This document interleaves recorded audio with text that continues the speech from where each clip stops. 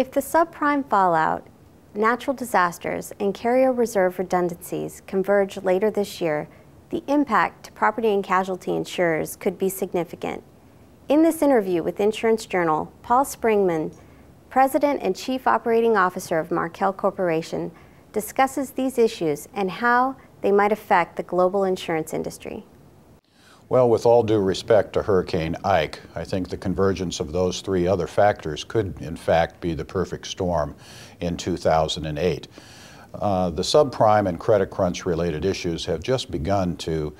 trickle down and impact the insurance industry's balance sheets as we've seen more carriers begin to recognize losses from subprime and credit crunch. We've seen companies in the marketplace out having to try to raise additional capital.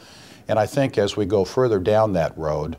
security issues will become more and more important, and those are the sorts of things that wholesale brokers need to focus on. The not only underlying fundamentals of the insurance business, but what might be on the other side of that balance sheet in the investment portfolio that could in fact impact long-term stability of carriers. Having said that, subprime and credit crunch related issues are not definite in terms of point in time or place, unlike a hurricane or unlike a natural disaster or a terrorist event such as September 11th.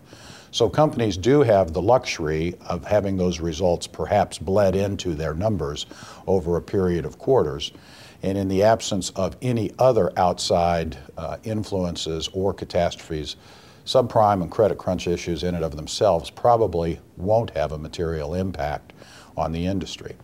Having said that, when you start to think about natural catastrophes like Faye and Gustav and Ike and other hurricanes, and goodness gracious knows that the ground hasn't shaken in a long time in California or other places, if we were to have a series of natural catastrophes and some subprime and credit crunch related numbers and further deterioration, then I think it would certainly get the attention of those sitting in the executive offices of a number of different carriers, and perhaps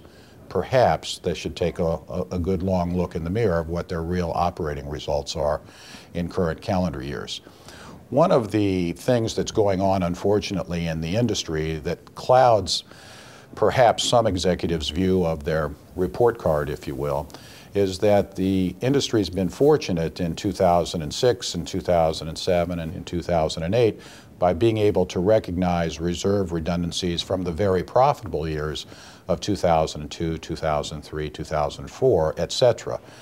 But if an underwriter was really honest to themselves and looked in the mirror, I think you would start to see that in 2007 and 2008, business that's actually been written is probably marginal, and in some cases may actually be written at a technical loss. So the convergence of all three things could be, as I said, the perfect storm, and may or may not get the attention of the right people to react and change things in 2009 and 2010. Unfortunately, we think, and we're planning for this to be a long, prolonged duration soft market, continued pricing erosions, continued poor results on behalf of the industry, and over a period of time, hopefully things will turn around. We remain optimistic. We think there are lots of opportunities in today's marketplace, regardless of the cycle, regardless of what our competitors are doing, and we think it's a great time to try new and different things. And we look for the wholesale broker partners and clients that want to do those sorts of new and exciting things with us.